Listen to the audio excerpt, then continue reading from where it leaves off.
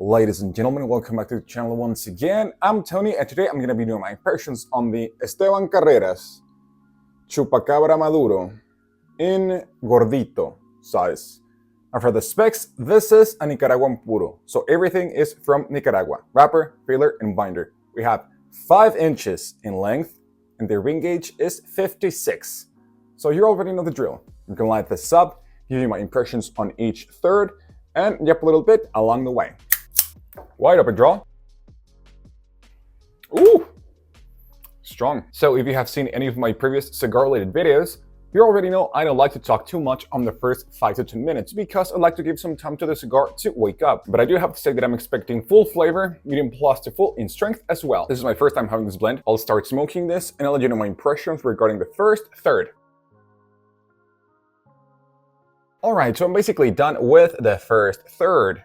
And I want to start off by saying that flavor and strength are medium to medium plus. Now for the flavor profile, the main tone here in this first third was definitely the espresso. Second place, we have a very strong component of black pepper. And third place, I got this unsweetened cocoa powder note. That flavor profile is very dark and decadent, which I like. Now pairings that I would suggest this beautiful cigar with. Again, this is one of those blends that I think is very versatile, and you can pair it with pretty much whatever you want. Of course, bourbon, blended scotch, single malt, Irish whiskey, rum, of course. You know, sky is the limit. But remember, black coffee or an espresso are 2 options that you can never go wrong with. I'm gonna ash this, and I'm gonna proceed with the traditional band removal. Hopefully this one will be satisfying. I highly doubt it. And I was correct, that was mission impossible.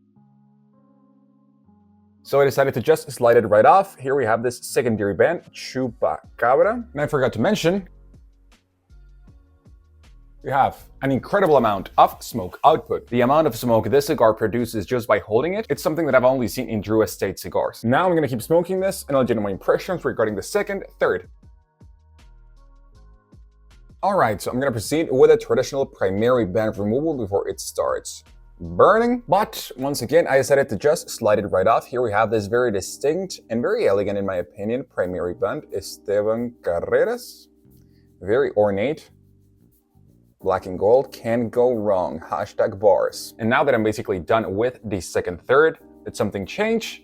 Barely. The espresso kept its first place in this second third. Second place, still black pepper. The unsweetened cocoa powder still there in third place. And in this second third, I got this note of dry earth. And that was pretty much the only change in this second third. A little bit of dry earth as an undertone. Let me clarify something. The black pepper still in second place, but compared to the first light and the first third, really subdued a little bit. Flavor and strength are medium plus now.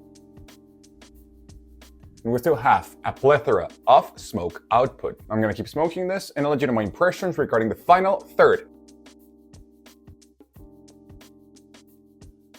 Alright, so I'm basically done with the last third. Did something change?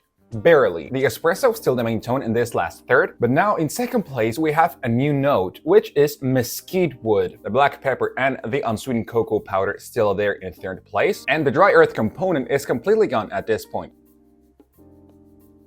And we still have fantastic smoke output. So this cigar started off very nice. Lately, I've been gravitating towards Maduro cigars a lot more, but due to the lack of transitions and dynamism in this blend, I just felt it a little bit boring. And no, this is not a bad cigar by any means. I'm just saying that this barely evolved and the flavor profile was not necessarily the type of Maduro cigars that I enjoy the most. As I always say, you can smoke whatever you want, whenever you want, but this one would be a great after-dinner cigar.